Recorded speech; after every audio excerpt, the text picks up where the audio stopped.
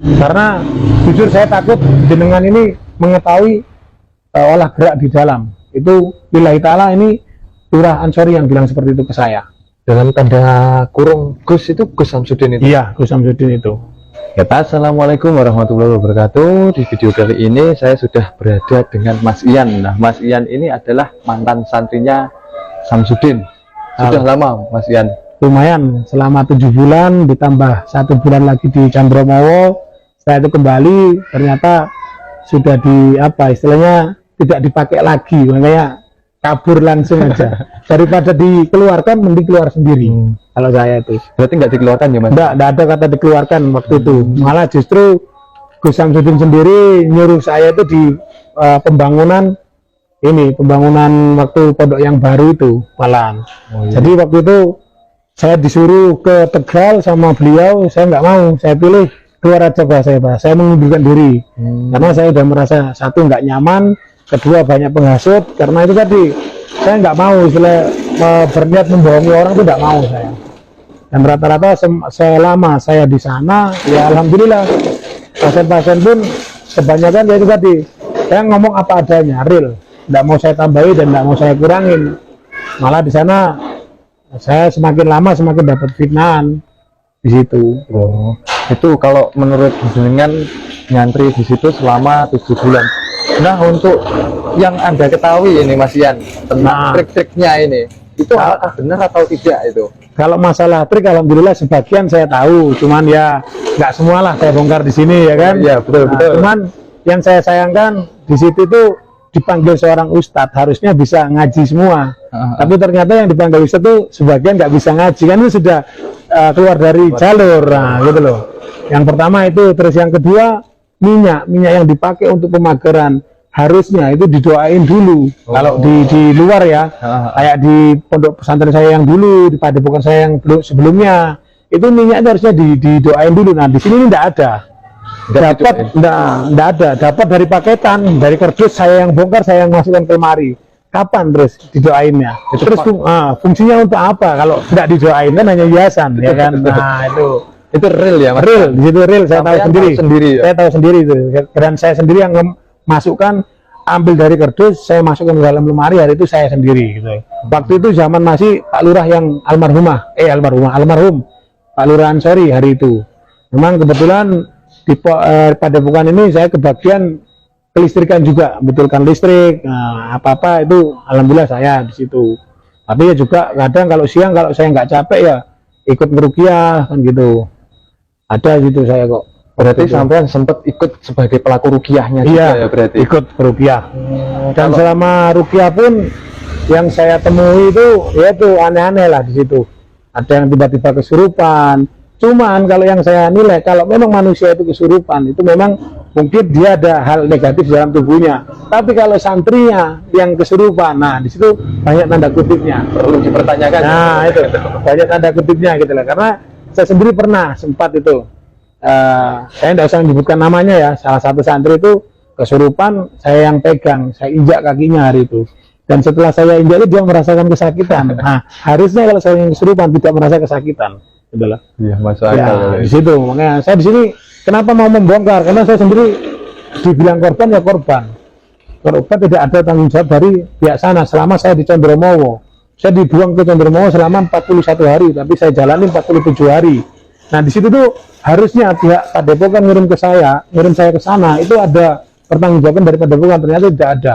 Saya sempat kembali dan minta pertanggungjawaban, anggap uang untuk bulanan ke waktu di Candromowo itu tidak dikasih, kalau nggak saya minta sendiri.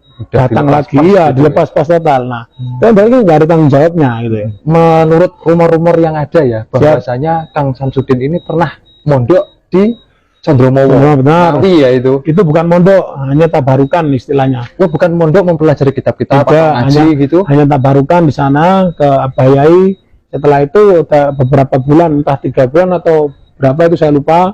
Nah itu langsung sama Abayai minta sesuatu yang dijazahkan. Nah, saat dijazahkan tuh tetap ada istilahnya mahar ya kan, untuk bukan mahar, sedekah dari pihak Samsudin ke pondok pesantren itu tadi. Jadi Di sini tanda kutip, tanda garis besar, nggak pernah mondok, hanya tabarukan. Hanya tabaruk. Tabaruk, Dan nah. itu waktunya pun juga tidak lama. Tidak lama, Hanya 3 lama, ya. bulan. Mas Samsudin. Kebetulan di Condromo kan pasiennya ODGJ semua di sana.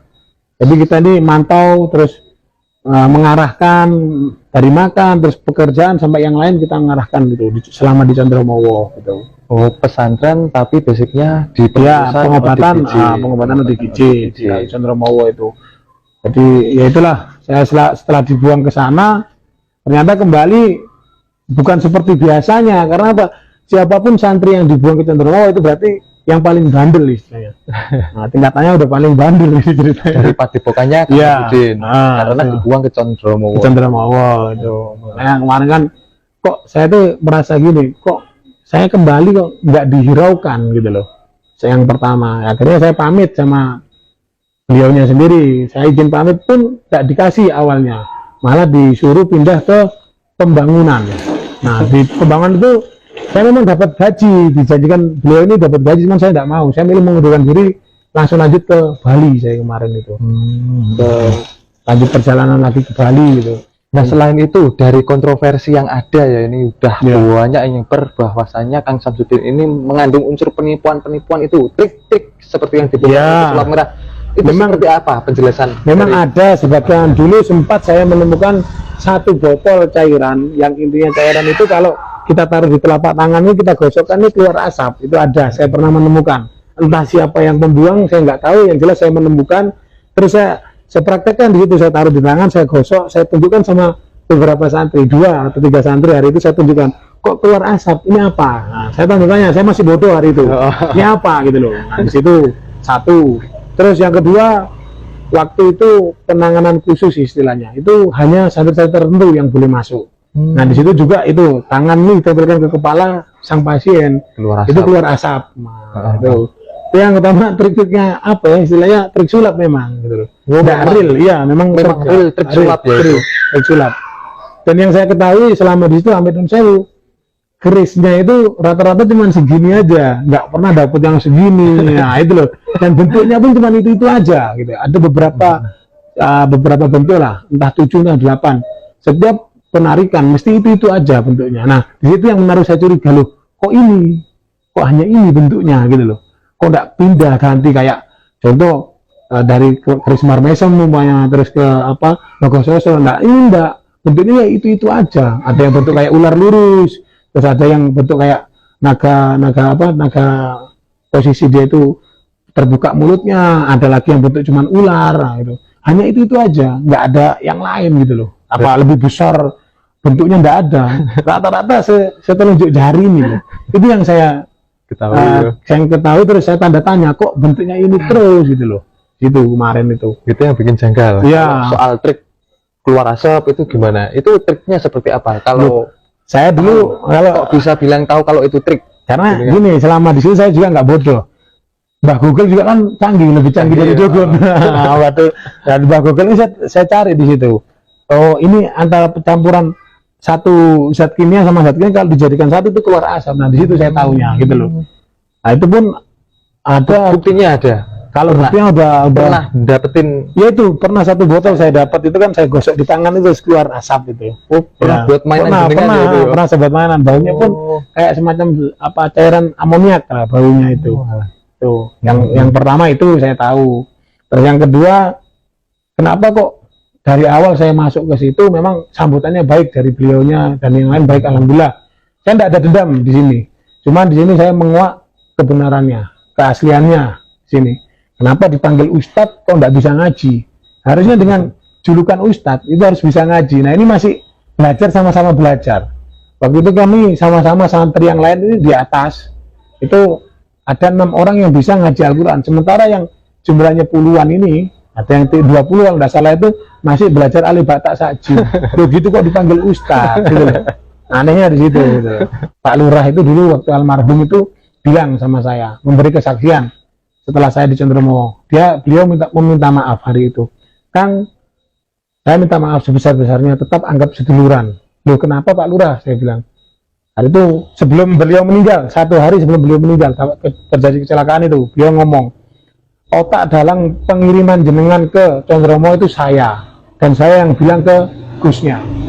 Karena jujur saya takut jenengan